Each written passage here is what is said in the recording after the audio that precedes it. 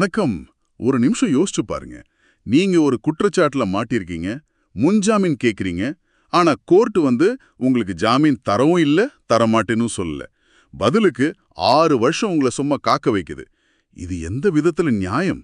உங்க தலையெழுத்து தெரிஞ்சுக்க இத்தனை வருஷம் காத்திருக்கிறது உங்க அடிப்படை உரிமையை மீறுற மாதிரி இல்லையா? கண்டிப்பா, நிச்சயமா அது உரிமை மீறல் தான். இன்னைக்கு நம்ம பார்க்க போற வழக்கு அண்ணா வாமன் பலேராவ் எதிர் மகாராஷ்டிரா அரசு. இது ஏதோ ஒரு நில மோசடி வழக்கு மட்டும் இல்ல. இது தனிநபர் சுதந்திரத்துக்கும் சீக்கிரமா ஒரு தீர்ப்பு கிடைக்கணும் அப்படிங்கிற உரிமைக்குமான ஒரு பெரிய போராட்டம்னே சொல்லலாம். அப்போ ஒரு சாதாரண நில மோசடி வழக்கு இந்தியால இருக்கிற எல்லா உயர்நீதிமன்றங்களையும் கட்டுப்படுத்துற ஒரு முக்கியமான விதியை உருவாக்கியிருக்குன்னு சொல்றீங்க. அது எப்படி நடந்தது? அதைத்தான் இந்த கலந்துரையாடல்ல ஆழமா பார்க்க போறோம். 6 வருஷ தாமதம்னா சும்மாவா? கேட்கவே அதிர்ச்சியா இருக்கு. இந்த வழக்கு எப்படி, எங்கிருந்து ஆரம்பிச்சது? இதன் பின்னணி என்ன? இது 1996ல நடந்த ஒரு விஷயம். ரொம்ப சுவாரஸ்யமா இத ஜாம்பி லேண்ட் டீல் அப்படின்னு சொல்றாங்க. ஜாம்பி லேண்ட் டீலா? அப்படின்னா? அதாவது இறந்து போன நில உரிமையாளர்கள் பேர்ல போலி ஆவணங்களை உருவாக்கி அந்த நிலத்தை வித்திருக்காங்க. இந்த மோசடிக்கு 2 வருவாய்த்துறை அதிகாரிகள் உதவி செஞ்சதா ஒரு குற்றச்சாட்டு. ஓஹோ, சரி. 1996ல நடந்த விஷயத்துக்கு எப்போ எஃப்ஐஆர் போட்டாங்க? அதுதான் இங்க முக்கியமான திருப்பமே. கிட்டத்தட்ட 20 வருஷம் கழிச்சு 2019ல தான் அவங்க மேல முதல் தகவல் அறிக்கை, அதாவது எஃப்ஐஆர் பதிவு செஞ்சாங்க.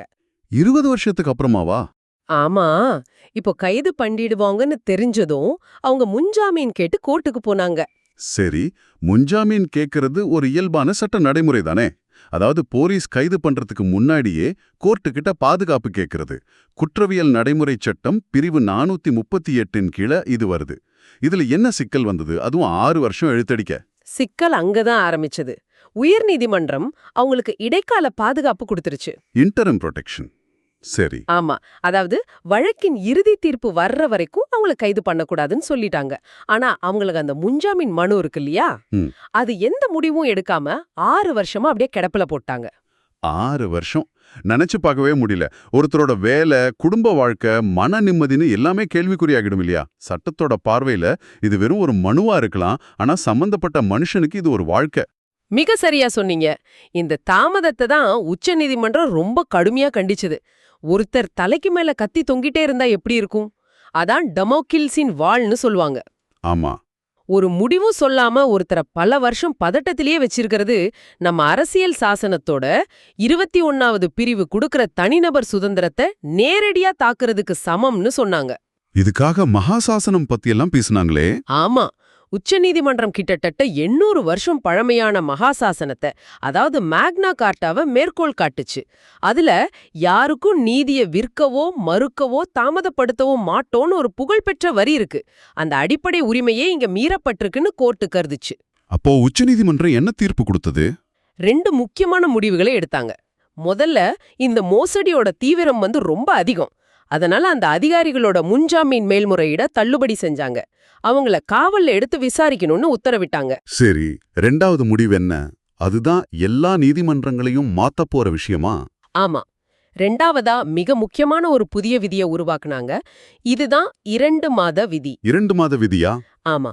இனிமேல் இந்தியால இருக்கிற எல்லா உயர் நீதிமன்றங்களும் முன்ஜாமீன் மற்றும் ஜாமீன் மனுக்களை 2 மாசத்துக்குள்ள விசாரிச்சு முடிவெடுக்கணும்னு ஒரு கண்டிப்பான உத்தரவை போட்டாங்க. அப்போ இந்த தீர்ப்புல இருந்து நமக்கு என்ன பாடம்? இதுல ஆச்சரியமான விஷயம் என்னன்னா, ஒரு மோசடி வழக்க விசாரிக்கிறதுல ஏற்பட்ட தாமதம்தான் நீதித்துறையோட வேகத்தையே மாத்தி அமைச்சிருக்கு. சில நேரங்கள்ல ஒரு சிஸ்டம்ல இருக்கிற ஒரு பிழை தான் அந்த சிஸ்டத்தையும் சரி செய்யற ஒரு கருவியா மாறுது. தனிப்பட்ட நபர்களுக்கு குற்றம் செஞ்சு பல வருஷம் ஆனாலும் சட்டத்திலிருந்து தப்பிக்க முடியாதுங்கிறது ஒரு பாடம். அதே மாதிரி கோர்ட் இடைக்கால பாதுகாப்பு கொடுத்தா மட்டும் போதாது, விசாரணைக்கு முழுசா ஒத்துழைக்கணுங்கிறது ஒரு முக்கியமான பாடம். வழக்கறிஞர்களுக்கு இது ஒரு பெரிய ஆயுதம் மாதிரி இல்லையா? நிச்சயமா. இனிமேல் எந்த வழக்கறிஞரும் தன் கட்சிக்காரோட ஜாமீன் மனு தாமதமான இந்த அண்ணா வாமன் பலேரா வழக்க சுட்டிக்காட்டி 2 மாசத்துக்குள்ள விசாரிங்கன்னு உரிமையோட கேட்கலாம்.